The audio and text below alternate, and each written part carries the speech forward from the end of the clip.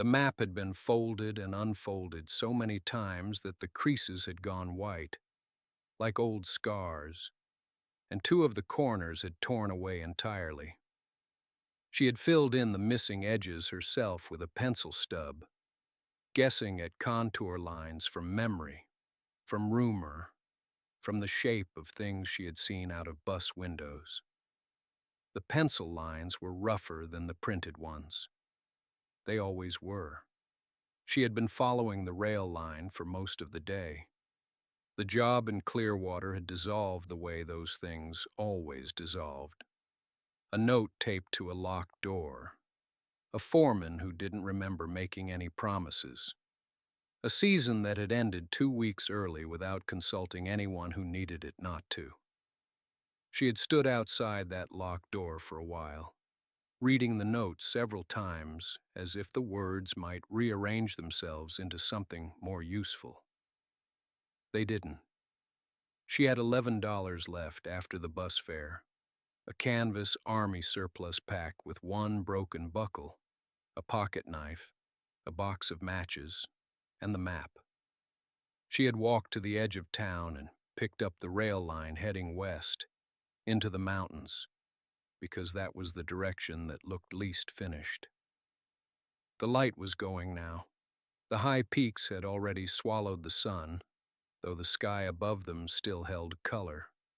A deep amber bleeding up into violet, the kind of sky that appears briefly and without apology before collapsing into dark. The air had changed in the last mile. It was cooler, sharper, carrying the smell of pine resin and stone and something faintly metallic that she couldn't name. The gravel between the rail ties was larger up here, more irregular. Her boots had worn through at the left heel 2 weeks ago, and she had lined the inside with a folded piece of cardboard that she replaced every few days. She could feel the new piece starting to compress.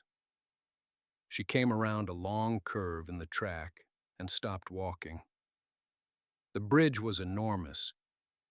It crossed the valley maybe a quarter-mile ahead of her, spanning the gap between two stone ridges at a height that made the treetops on the far side look like dark moss. Iron arches curved against the amber sky in long, repeating spans, the whole structure carrying the weight of the track above on a framework of crossbeams and vertical columns that grew from stone abutments sunk into the valley walls.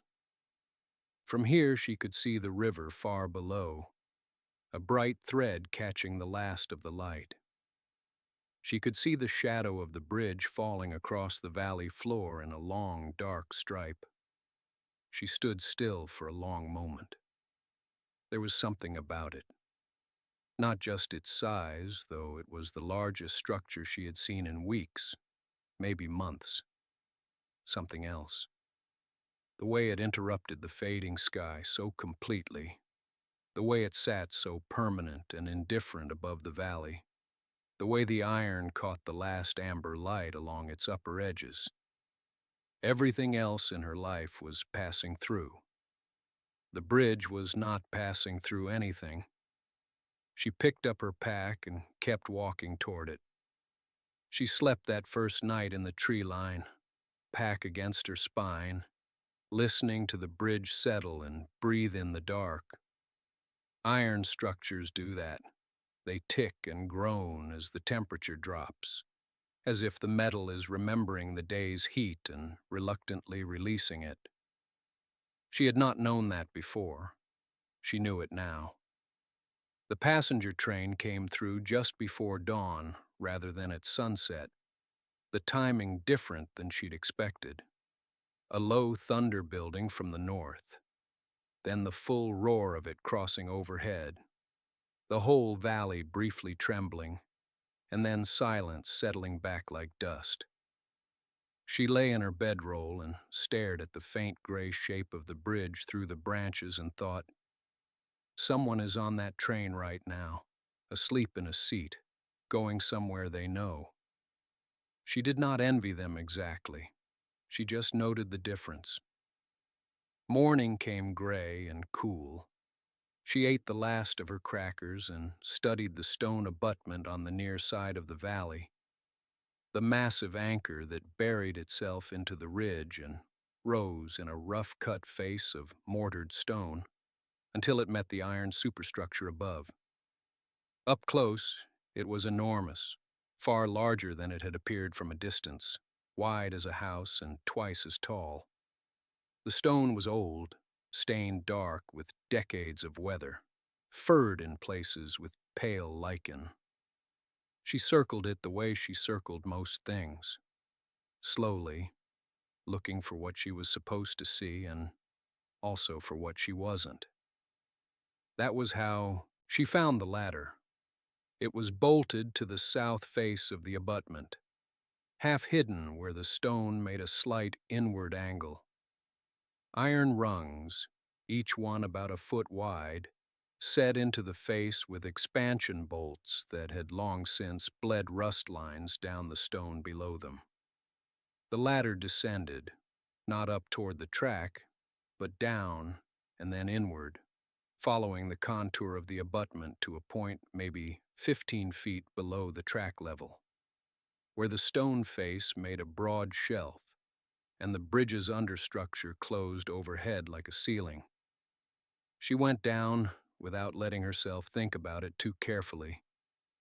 What she found stopped her on the last rung, a platform. Wide timber planking laid across iron cross members bolted directly into the abutment stone. The whole shelf perhaps 12 feet across and running back 20 feet along the wall. On two sides, the solid stone of the abutment itself, and a curved sheet of corrugated iron fixed to the bridge frame that blocked the wind from the valley side. Above, the bridge deck, close enough to touch, sealing out rain and sky both. Below, a long, clean drop to the gorge, invisible from where she stood and completely invisible from the valley floor far below. No one looking up from the river could see this. No one looking down from the train could see this either. She stepped off the ladder onto the planking and stood very still in the cool shadow, breathing slowly, understanding arriving not all at once but in layers, like light through deep water. Then, climbing back up to check the milepost she'd passed earlier, she found the notice. Official bridge inspection. Autumn schedule. Below that, a date. 6 weeks from today. 6 weeks. She stood at the milepost a long time, reading the notice twice, then a third time, as if the date might change under her attention. It didn't. She folded the information away somewhere behind her sternum and climbed back down the ladder with her jaw set. She had 6 weeks, or she had nothing. The arithmetic was simple enough. The first thing she needed was wood. A quarter-mile back along the rail line, where the track curved away from the gorge and cut through a shelf of hillside, she'd passed the remains of a trackside maintenance shed. Roof half collapsed, one wall bowed outward, the whole structure leaning like something tired of standing. She hadn't stopped then. She stopped now. The shed's fallen wall had exposed planking in reasonable condition, weathered gray but solid, not punky. The kind of wood that had been cut from old-growth timber before old growth meant anything to anyone. She tested each plank with her thumbnail before she moved it. Sound wood rang back at her. Rotted wood gave way. She kept the sound ones. 3 days, back and forth along the track with her arms full. She learned the weight of exhaustion differently than she had before, in cities or car parks or the beds of strangers' pickup trucks. Here it was clean. Her shoulders ached from carrying, her palms roughened fast, her boots raised blisters over old calluses. But each trip returned something visible, the platform growing more itself, the gaps between original timbers chinked and covered. A second layer of flooring laid at the back wall where she'd sleep. The oilcloth took most of an afternoon to rig. She'd found a partial roll of it in the shed beneath a sheet of rusted roofing tin. Heavy canvas impregnated with linseed oil, stiff but intact. She lashed it across the open valley-facing edge with rope threaded through the corrugated iron's existing bolt holes, leaving a narrow gap at the bottom for air movement. It wasn't beautiful. It kept the wind out. The stove was the problem she'd turned over in her mind for all 3 days. A small tin camp stove, salvaged from the shed in pieces and reassembled on the platform floor, was useless without ventilation. Wood smoke in an enclosed space is patient and thorough about killing you. She studied the corrugated iron for a long time. Near its upper edge, where the sheet didn't quite meet the bridge frame, there was a gap perhaps 3 inches wide running most of the length of the windbreak. She fashioned a simple flue from 2 tin cans with their ends removed and set the stove directly below the gap, angled to draft upward. She lit a test fire of twigs and watched the smoke. It rose, found the gap, and disappeared into the open air above. She let out a breath she'd been holding for hours. On the third evening, she was simply too tired to do anything else. She sat with her back against the abutment wall, the stove throwing small warmth, and then the freight vibration arrived first, a low tremor in the stone. And then the passenger train came over, filling everything with its sound, its weight moving through her spine like a second heartbeat, steady and enormous and entirely indifferent, and somehow, because of that indifference, safe. The iron box had been there all along. She had noticed it on the first day, bolted directly to the abutment stone, low on the wall near the floor, about the size of a bread box, painted the same dull red oxide as the bridge ironwork, and nearly invisible against it. She had assumed it was a junction housing for some electrical component, or a valve casing, or simply a sealed container of something long since emptied. She had set a coil of rope in front of it without thinking twice. On the 4th morning, she moved the rope for other reasons, and the box was simply there again, patient as stone. A hasp lock, old-fashioned and heavy, sealed it shut. She worked at it with the blade of her pocket knife, feeling for give. There was none. The mechanism had been dry for decades and had simply fused into itself. Not broken, not forced, just forgotten closed. She didn't force it. Forcing things you don't understand tends to ruin them. She found a length of copper wire in her salvage pile, stripped from an old section of fencing, and bent it into a small hook. She worked slowly, the way you work when you have nothing but time and a little patience and no other tools to offer. The first day, she got nothing but a better understanding of the lock's interior geography. She set it aside and cooked her supper. The second day, she returned to it in the morning light when her hands were steadiest. The wire found something, a secondary catch, corroded but mobile, and she held her breath and applied the lightest possible pressure, and the hasp clicked open with a sound like a small apology. Inside, the smell hit her first. Dry paper and old ink and something faintly metallic. The specific scent of a time capsule that never knew it was one. 3 logbooks, canvas-covered, labeled by year in faded block print. 1947 to 1951, 1956 to 1963, 1968 to 1971. A hand-drawn map folded into quarters, showing the valley below in confident ink lines. The river, the tree lines, the switchback road, even the location of a spring she hadn't yet found.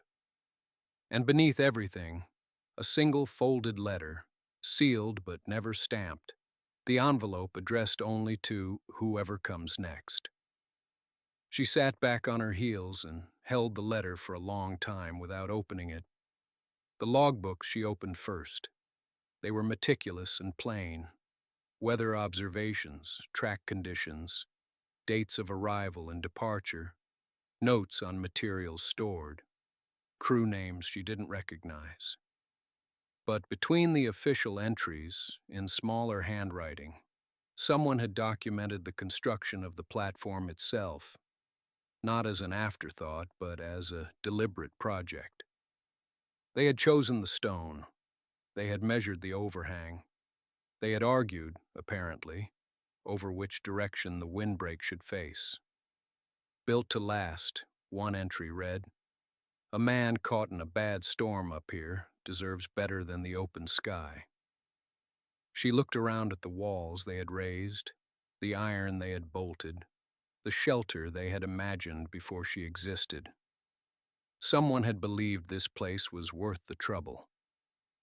She hadn't been the first to think so. She opened the first logbook in the pale afternoon light, the pages stiff and faintly salt white at the edges where moisture had crept in over the years and retreated again. The handwriting changed from entry to entry. Different men, different seasons, but the format stayed the same. Date, temperature, track condition, materials on hand, crew count. A record kept out of duty, not affection. But there was one hand she began to recognize. It appeared first in the spring entries of 1949. A slightly looser cursive that pressed harder on downstrokes. The letters tilted as though the writer was in a hurry to say something before the thought escaped. This writer noted what the others did not. The quality of morning light on the eastern ridge. The way sound carried differently when the air was wet. The particular way the bridge rang when the temperature dropped below freezing. Steel remembers cold longer than stone does, one entry read, with no practical purpose she could identify. Just observation. Just someone paying attention. She followed this handwriting forward through the years, decade by decade. It appeared in winter, late autumn, the difficult shoulder seasons when crews came up to assess storm damage and retreated again before dark. It documented the completion of the windbreak with quiet satisfaction. The iron set flush, no gaps, she'll hold. And then, later, a note about a new bolt pattern on the platform supports. Small improvements, incremental care. The entries grew sparser through the 1960s. The tone shifted in a way she couldn't entirely name. Not sadder exactly, but more compressed, as though the writer was being careful about how much he gave the page. The last entry in that hand was dated 1971. There was nothing remarkable about it on the surface. Track inspection complete. No anomalies. 2 planks replaced on the north section. But below the official record, in smaller letters than usual, the same writer had added a single line. "I don't expect to come back up here. I'm leaving this for whoever needs it next." She set the logbook down and picked up the sealed letter. The envelope was thin but intact, the flap held by glue that had gone brittle and translucent with age. The address was written in the same hand she'd spent the afternoon following through 20 years of careful observation. And the name on the front, she could read it now in the slant light, was a man's given name. A son's name, from the way it was written, short and bare without a surname, as though formality would have been dishonest. She didn't open it. She wasn't sure why exactly. It hadn't been written for her. The distinction felt important. She held it instead, sitting on her heels on the planks while the afternoon light slid down the stone wall, and the iron above her ticked faintly in the cooling air. Somewhere in this valley, the man who had built the windbreak and pressed his words into the margins of official records had carried something he couldn't say aloud and had left it here, in the one place he believed was worth the trouble. The platform was older than a shelter now. She stayed up late that night with the letter resting on the planks beside her, unopened, while the oil lantern burned low and the river talked to itself somewhere below in the dark. She didn't try to understand what she felt. She only knew the platform had weight now, not the weight of lumber and iron bolts, but the other kind. The kind that accumulates when human hands have pressed themselves into a place long enough to leave a mark that outlasts the hands themselves. She slept with the letter back in the iron box and the logbook stacked neatly beside it. The morning the old man appeared, the air had gone cool and the pines were throwing long shadow across the abutment stones. She had climbed down to the stream to refill her water canteen and was working her way back up the embankment, moving carefully through the wet fern, when she saw him at the tree line, just standing there, still as a fence post, watching the ladder bolted to the stone. He was older, wide-shouldered, wearing canvas work pants and a flannel shirt the color of a winter field. He didn't call out. He didn't raise a hand.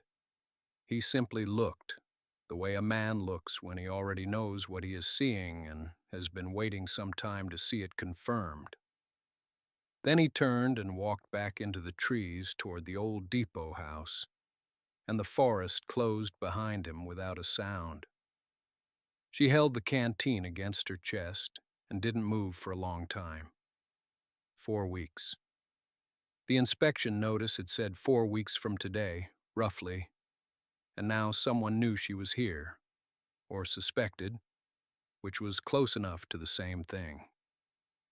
She sat on the platform through most of that morning with her arms around her knees and the valley spread out below her like something that had never cared much either way about her decisions. She could pack in under an hour.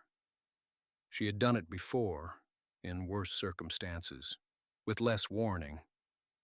But the letter was in the box, and the logbooks, and the second plank she had laid over the weak board near the windbreak, and the mark she had penciled on the stone wall measuring the river level through the last 2 weeks of rain. She was here. She had been here, in a way that left evidence. She started the following morning with the floor. Over. The next week she pulled every questionable board and replaced it, using planks she had been collecting from a collapsed sheep fence a quarter-mile down the mountain, hauling them up in armloads, fitting them until the surface was even and solid underfoot. She hung the second lantern from a bracket above the windbreak. She laid oilcloth over the gap at the roof edge where rain came in sideways and fixed it with rope threaded through drilled holes. She rearranged what she had until the space stopped looking like a camp and started looking like a room. The evening train rolled over at sunset and she didn't climb down. She stayed on the platform in the lantern light and let herself be there. The evening train became a clock. She had not planned it that way, but after the platform started feeling like a room, after the floor held steady underfoot and the lanterns hung where she wanted them and the oilcloth kept the sideways rain out, she found herself reaching for the salvage notebook, not to plan or list or calculate, but simply to record. The train passed at 7 minutes past 7 on the first evening she wrote it down. 6 minutes past the following night. 8 minutes past the night after that. She began to understand that the variation was hers, not the train's. The train was precise. It was her sense of time that shifted, depending on how deeply she had fallen into some other task, some other hour. So she kept the log, not a record of what she did each day. She had stopped keeping that kind of account, but a record of the light. She would write, "Sky clear, valley in bronze shadow, near ridge still lit, river not visible." Or, "Cloud cover, the whole valley the same gray, no shadow at all, lantern felt brighter than usual." She had no particular purpose for these notes. They were simply true, and truth had begun to feel like something worth preserving in small quantities. The passengers helped with that. She had noticed them early on, the ones who paused at the windows as the train moved across the bridge span. Most people faced inward, talking or reading or staring at nothing. But there were always a few who turned toward the valley, drawn by the height or the last light or some reflex older than rail travel. And a few of those, she had come to understand, saw something. A warm point below the bridge. A flicker. Something that didn't belong to the stone or the iron. She could not see their faces clearly. At that distance, in that light, they were small and briefly lit by the last of the sun. Silhouettes pausing in glowing rectangles, then gone. But she watched them watching. She kept still on the platform, lantern behind her, and let herself exist in the edge of their attention. It was the strangest feeling she had known in a long time. Not fear, not the quick cold need to hide or go flat or become part of the wall. Something more complicated, a kind of tenderness almost. They were close enough to wonder and too far to know. They would carry the image forward with them, a faint glow under the bridge, an unexplained warmth, and it would not mean anything to them, just a small mystery already passing, already 40 miles behind. But she was the answer to it. She was the thing they had almost seen. She wrote that down too in the margin of the notebook, where the log entries bled into something less orderly. They look. They don't know. I am what they almost found. She did not know yet whether that was safety or loneliness. She left the question there in the margin and watched the last light go out of the valley below. 2 weeks. She had counted it twice off the calendar she'd scratched into the margin of the logbook.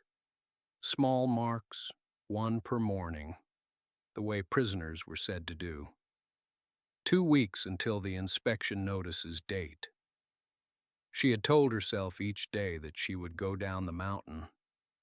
Each day she had found a reason not to. The freight train was running late.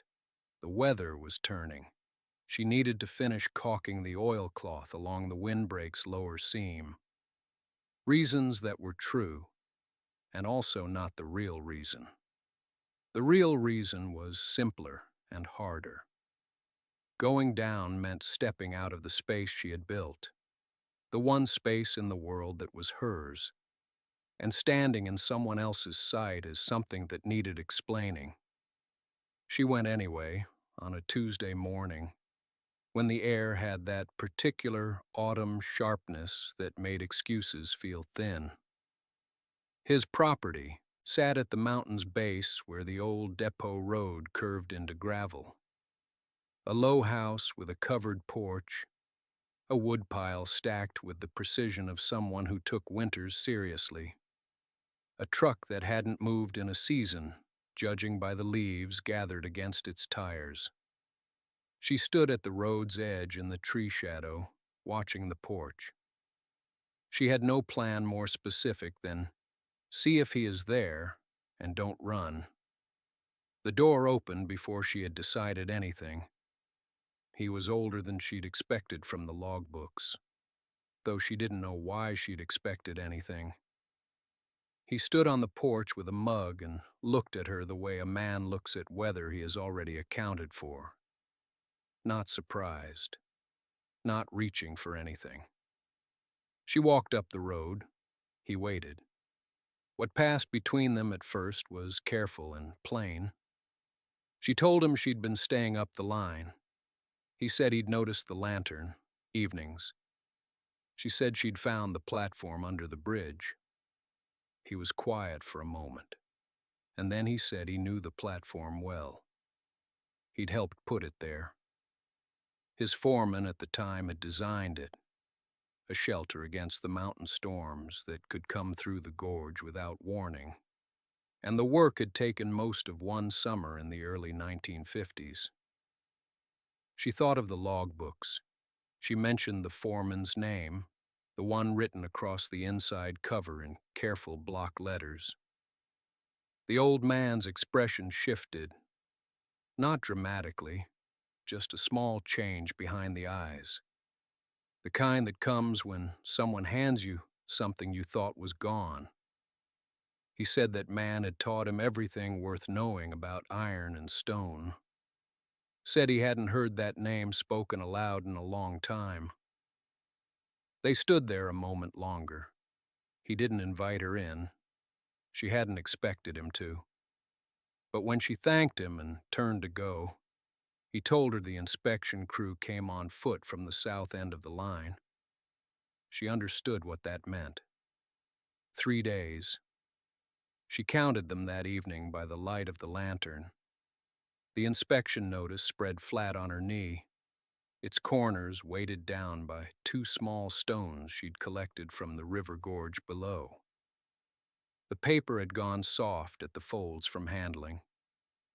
She knew every word on it by now, but she read it again anyway, the way you press a bruise to confirm it still hurts. The air had changed while she'd been down at his house.